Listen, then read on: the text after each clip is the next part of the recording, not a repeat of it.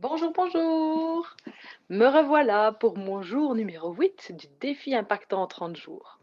Et pour ce jour numéro 8, eh bien, j'ai décidé à mon tour de vous lancer un défi. Qu'est-ce que vous diriez? Est-ce que vous êtes partant si vous preniez 10 minutes quotidiennes pour transformer votre vie? Bonne idée, non? Allez, suivez-moi. 10 petites minutes par jour pour mettre le yoga dans votre vie. Yoga, méditation de pleine conscience, voilà, tout ça fait partie du même état d'esprit qui nous permet d'aller chaque jour vers un petit peu plus de bonheur, un petit peu plus longtemps, un petit peu plus souvent. Et évidemment, ça va pas se faire du jour au lendemain comme ça avec un claquement de doigts. Il y a un minimum d'effort à faire. Comme nous le disait Patanjali dans ses Yoga Sutras qu'on a vus il y a quelques jours, ça demande au départ, et puis même de toute façon en continu, mais une pratique intense, régulière, mais un effort joyeux également. Pour qu'une nouvelle habitude devienne un automatisme et qu'elle rentre dans vos vies, il faut, les scientifiques nous ont fait les calculs, hein, voilà, les petites expériences, il faut 3 à 6 semaines. Et donc au début, ben, il faut se forcer. Il faut se forcer. Hem et puis je vais vous proposer d'essayer de trouver 10 minutes dans votre journée. 10 minutes, c'est quoi 10 minutes sur une journée? C'est quand même pas grand-chose. Je suis sûre que vous passez plus de temps sur vos réseaux sociaux. Bah, si c'est pour me regarder, c'est très bien, mais vous faites plein d'autres choses. Vous dispersez votre temps un peu partout dans la journée et 10 minutes, je suis sûre qu'il y a moyen de les trouver. Puis si on y réfléchit, pour déjà qu'un effort s'installe, pour que vous sentiez les bienfaits d'une nouvelle pratique, parce que vous n'allez pas non plus les ressentir tout de suite. Donc, il va falloir d'autant plus au début vous forcer, oui, quelque part vous forcer pour faire peut-être ce petit effort, parce qu'il va falloir facilement une dizaine de jours pour que vous puissiez ressentir les bienfaits de cette nouvelle pratique. Alors 10 jours à 10 minutes. Ouah, si on y réfléchit, ça fait 100 minutes. Et comme nous dit Jonathan Lehman dans ses Anti-Sèches du bonheur, où il nous parle de cette pratique aussi à mettre dans notre quotidien, lui, il nous le dit, ben, 100 minutes, c'est quoi? Bah, c'est plus ou moins la longueur d'un mauvais film. Alors, vous pouvez vous passer d'un mauvais film et essayer de le consacrer à votre bonheur. Non? Ce serait cool ça. Alors, c'est sûr qu'il va falloir être vigilant parce que votre petite voix là, elle va toujours être là pour vous dire: «Ouais, mais c'est pas grave».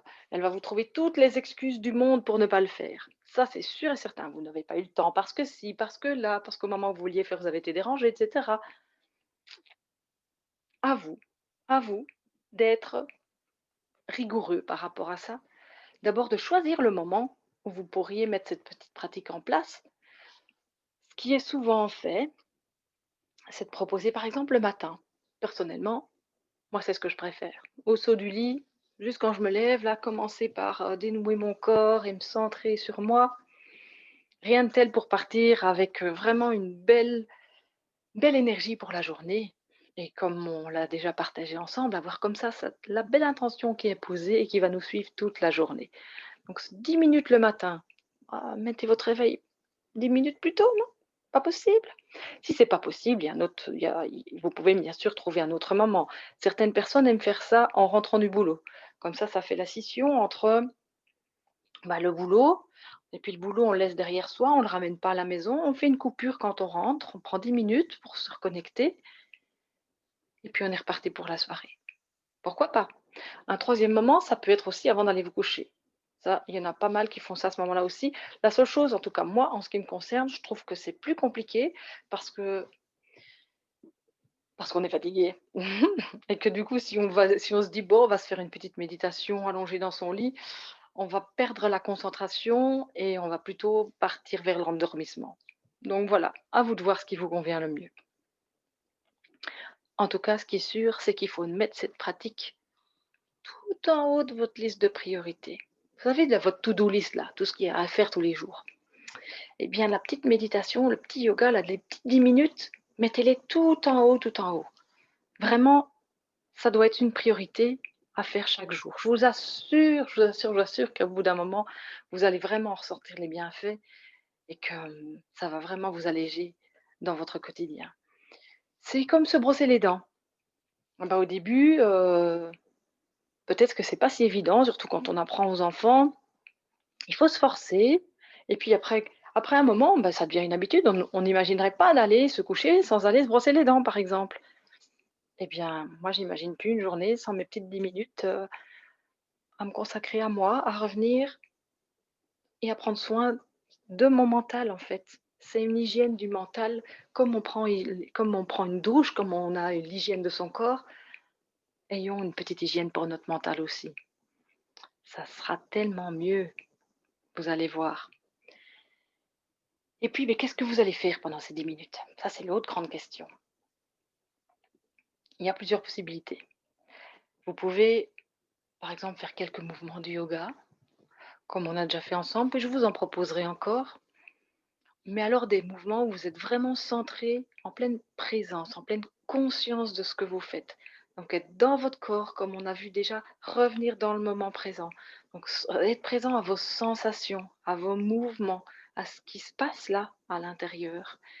Et puis, une deuxième possibilité, ce sont des petites méditations guidées, hein, vous en trouvez d'une dizaine de minutes sur YouTube, il y en a assez bien. Si vous voulez des noms, moi, de personnes que j'aime beaucoup qui proposent ce genre de choses, il y a, bah, Jonathan Lehmann, évidemment, Nicole Bordelot qui est super aussi, ou Jean-Marc Terret, Monsieur Mindfulness. Coucou Jean-Marc, si tu me regardes. Bah, voilà, il y a plein de petites, méditations comme ça qui sont disponibles, qui peuvent vous aider au début. Vous pouvez aussi taper cohérence cardiaque dans YouTube et là, vous allez trouver des petites séquences où on vous amène à suivre votre respiration et ça nous ramène à nouveau dans le moment présent et on calme le mental de cette façon. Vous pouvez aussi, et ça vous pouvez le faire à n'importe quel endroit dans la journée, même 1 ou 2 minutes, compter vos respirations. Des techniques qui nous est proposée par Jonathan Lehmann, c'est de compter, par exemple, j'inspire 1, j'expire 2, j'inspire 3, etc. On va jusque 10 et on fait 3 fois 10. Et on essaye d'allonger ces inspirations, ces expirations pour qu'elles soient les plus longues possibles et qu'on calme le mental un maximum. Voilà, c'est une petite proposition, un petit défi que je vous lance. Alors, qui est-ce qui va le relever? Dites-moi. Commentez en dessous de la vidéo ici. J'espère que vous allez être nombreux à essayer de relever ce défi. En tout cas, ce que je peux vous proposer là, maintenant, tout de suite, moi, c'est de commencer. On va peut-être pas faire 10 minutes, parce que sinon, vous n'allez pas me suivre jusqu'au bout, peut-être maintenant, enfin, je ne sais pas. Mais je vais vous proposer là maintenant une petite centration ensemble, hein, pour revenir ici, au moment présent. Essayez de revenir vers soi. On est OK? On y va alors. Donc, je vous propose de vous installer, le dos bien droit. Généralement, on ne s'affaisse pas sur le siège, sur son fauteuil. Non, on ne fait pas ça, parce qu'autrement, on perd sa concentration. Donc la méditation de pleine conscience, rappelez-vous, c'est comme dharana dans les 8 membres du yoga, et donc c'est la concentration. On va essayer de se concentrer sur nos ressentis, sur ce qui nous arrive par nos 5 sens. Donc je reviens, on s'installe, assis, le dos bien droit, vos pieds probablement touchent le sol, vous êtes bien ancré, vos épaules à l'arrière, elles sont basses. La tête est bien dans le prolongement de la colonne vertébrale et vous pouvez rentrer légèrement le menton, de sorte à ce que le sommet du crâne soit vers le ciel.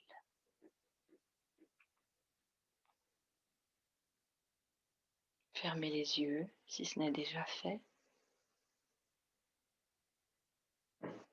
Laissez passer les pensées qui arrivent sur un petit nuage blanc et revenez à votre corps. Recevez ce qui vous arrive par vos 5 sens. Vos yeux sont fermés, mais probablement que vous voyez déjà de la luminosité qui passe à travers vos paupières. Recevez également le goût, pardon, qu'il y a dans votre bouche. Peut-être que vous venez de manger quelque chose, peut-être que vous venez de vous brosser les dents,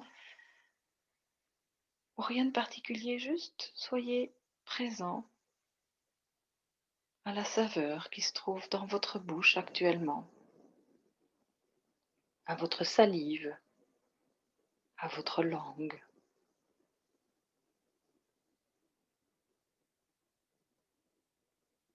Ensuite,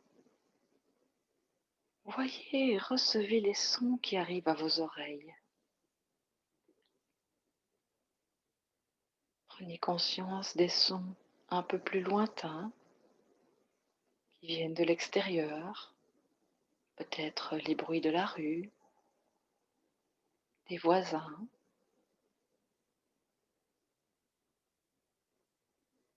et puis les bruits plus près de vous, à l'intérieur de la maison. Peut-être une horloge, les enfants, une machine, ma voix,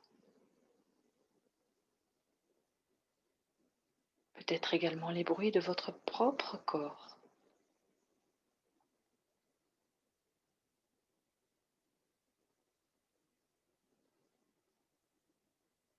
Puis soyez présent à vos sensations. Voyez quels sont les points de contact que vous avez avec le sol par vos pieds,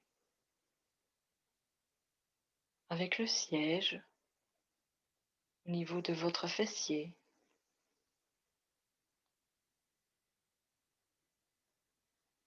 Prenez contact également avec la sensation de vos vêtements sur votre corps. Ressentez les différentes matières, les endroits où il y a peut-être un élastique qui vous serre un peu plus fort à la taille.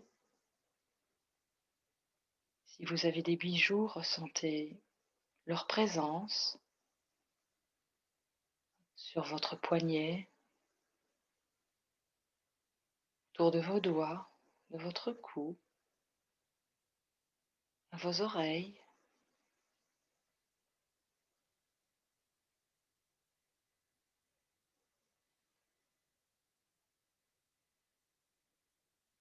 Vous pouvez également voir les odeurs qui arrivent.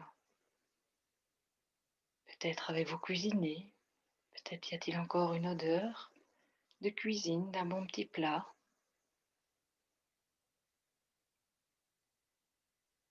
peut-être une odeur de savon, de parfum.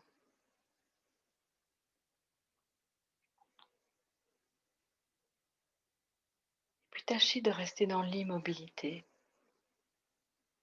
Observez éventuellement des inconforts dans votre corps, une envie de se gratter, mais observez sans bouger, sans réagir. Tâchez de prendre la distance par rapport à tous ces stimuli extérieurs. Observez les réactions que vous avez envie d'avoir, peut-être de bouger une jambe, un bras qui est un peu moins bien mis, et voyez, si bien sûr il n'y a pas de douleur, si vous pouvez juste rester dans ce petit inconfort, restez présent à ce qui est, sans réagir.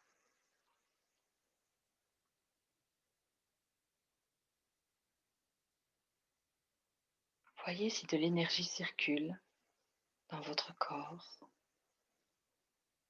Peut-être vous sentez des picotements, des chatouillements. Et bien sûr votre respiration qui est là. Observez le mouvement, soit au niveau du ventre, soit au niveau du thorax, ou l'air qui entre et sort de vos narines.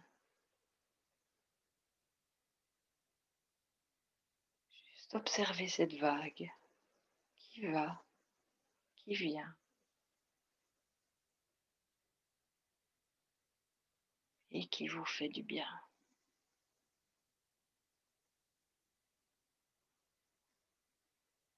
Vous êtes ici, maintenant, dans ce beau moment présent.